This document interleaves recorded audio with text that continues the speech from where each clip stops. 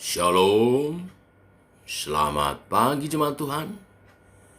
Berjumpa kembali dalam doa pagi online.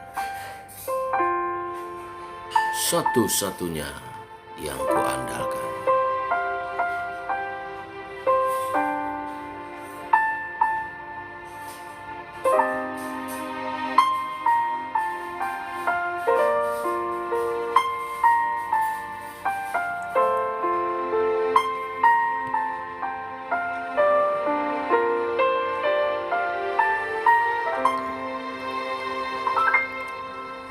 Engkau Tuhan yang setia, waktumu selalu yang terbaik. Engkau Tuhan sandaranku, dan ku hanya kan berharap padamu. Satu-satunya yang ku andalkan, satu-satunya yang ku percaya. Engkau sumber kekuatan, sumber pengharapan, sumber kedamaian. Satu-satunya yang ku andalkan, satu-satunya yang ku percaya. Engkau Tuhan memberkati, Tuhan penyembuhku, Tuhan pemulihku.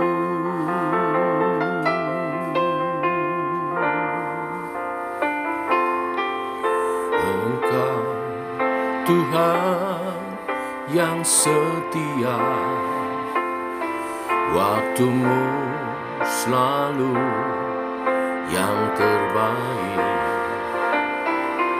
Engkau Tuhan sandaranku,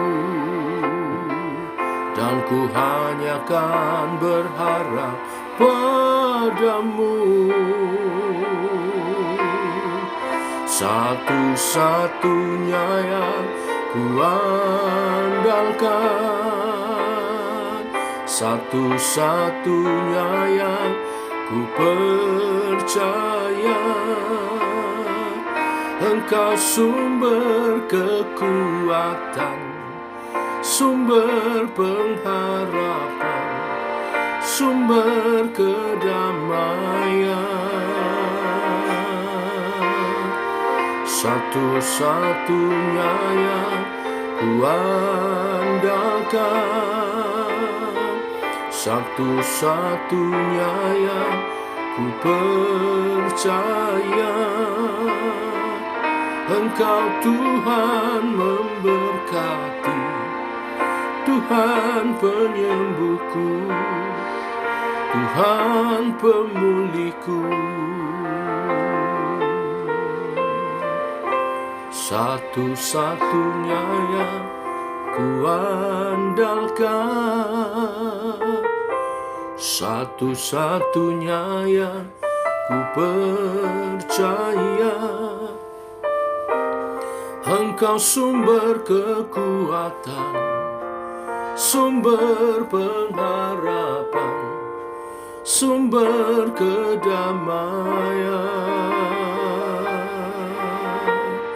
Satu-satunya yang ku andalkan, satu-satunya yang ku percaya. Engkau Tuhan memberkati, Tuhan penyembuhku, Tuhan pemulihku. Engkau Tuhan memberkati, Tuhan penyembuhku, Tuhan pemuliku.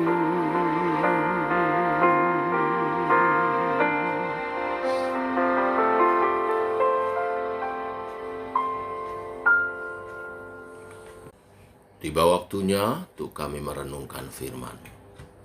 Firman-Mu adalah suluh dan terang bagi jalan kami. Berfirman Tuhan, bimbing langkah hidup kami, berjalan seturut kehendak. Dalam nama Tuhan Yesus Kristus. Amin. Bapak Ibu, kita lanjutkan renungan firman pada pagi hari ini, Nehemia pasal 6. Ayat 1 sampai dengan yang ke-19. Demikian firman Tuhan.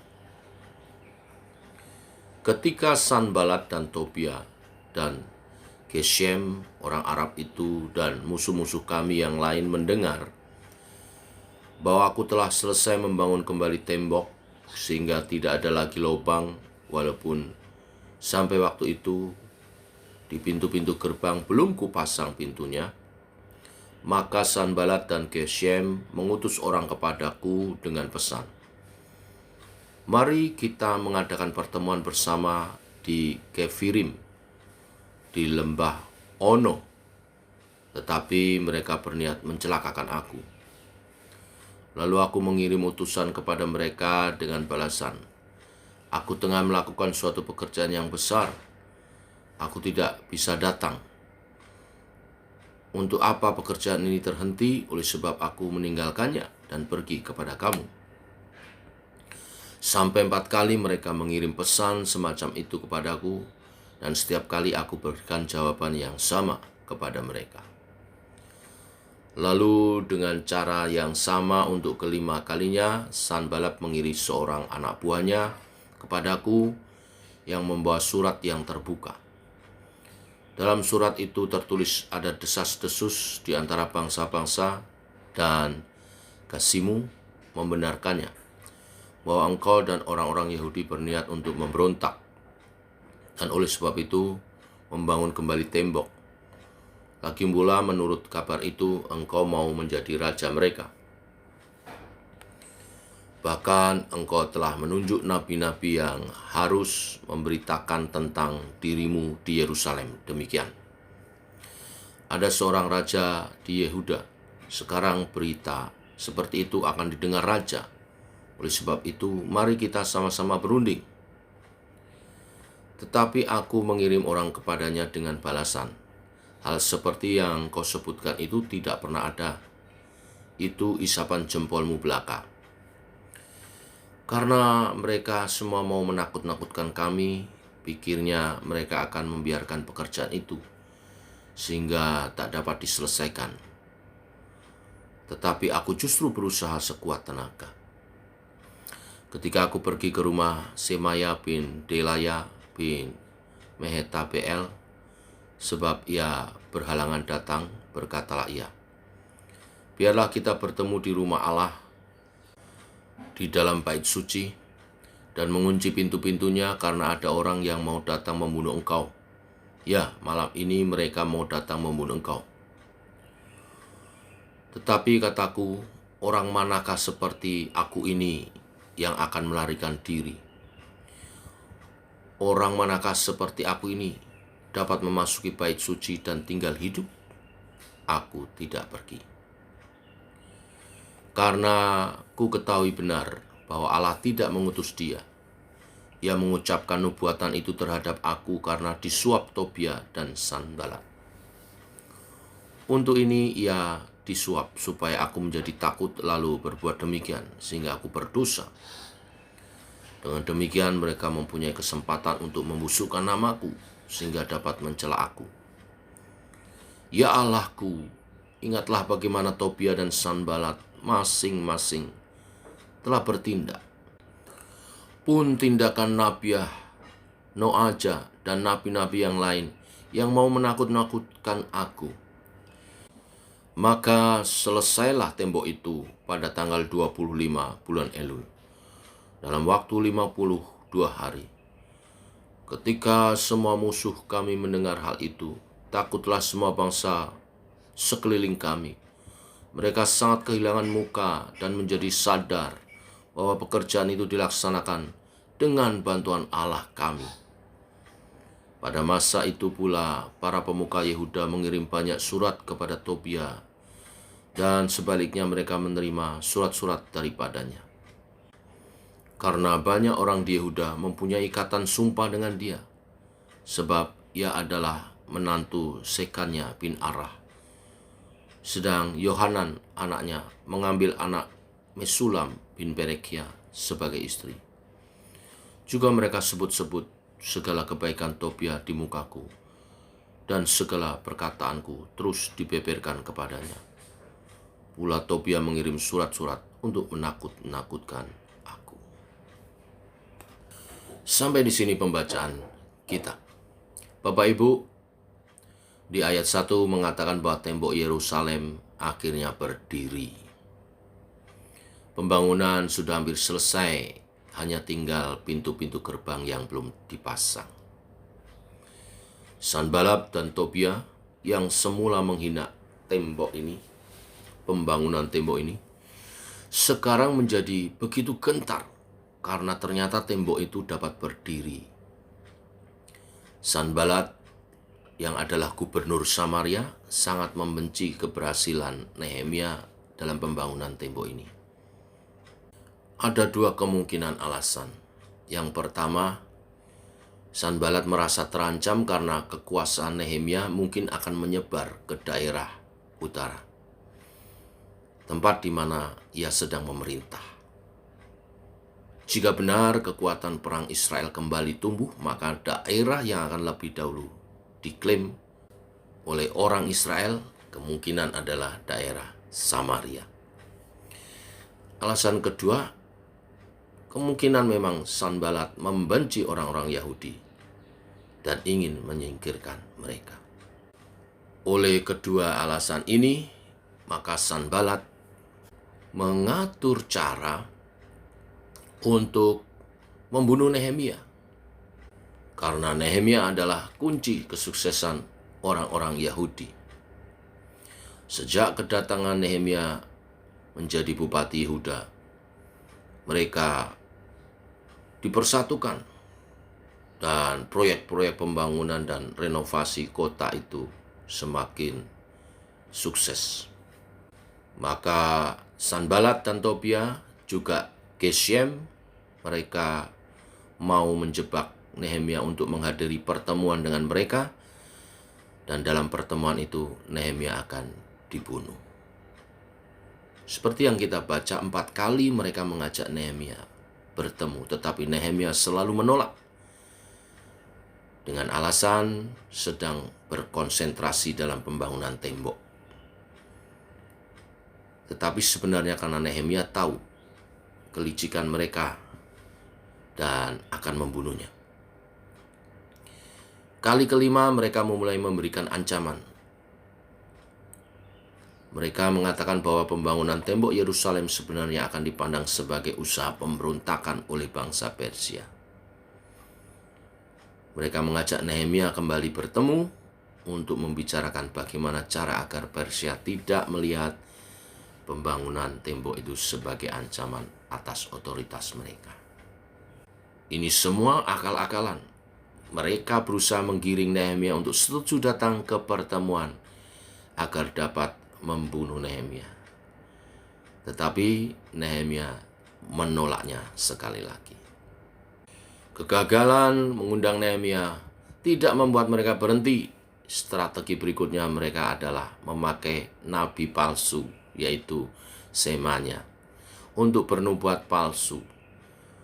Dalam nubuat itu dikatakan bahwa sebaiknya Nehemia berlindung di bait suci supaya dia tidak dibunuh.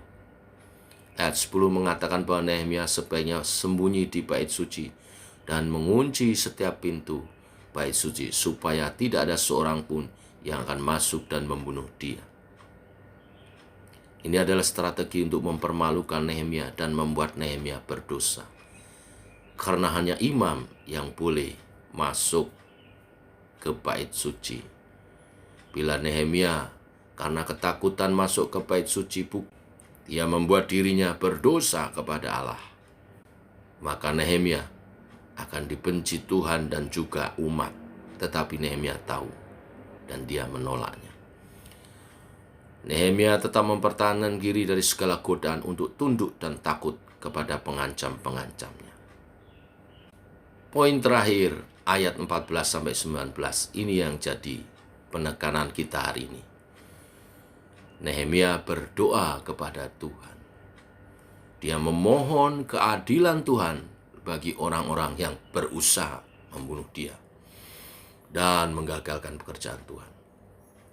Doa Nehemia memohon perlindungan dari Tuhan, tetapi juga dan meminta petunjuk untuk bagaimana mengatasi kesulitan yang timbul karena banyak orang Yehuda juga bertindak berdasarkan dorongan untung rugi, mau disuap, memilih bersahabat dengan Tobia dan Sanbalat yang sejak awal telah menunjukkan sikap menentang pembangunan tembok Yerusalem. Bapak Ibu, inilah penekanannya.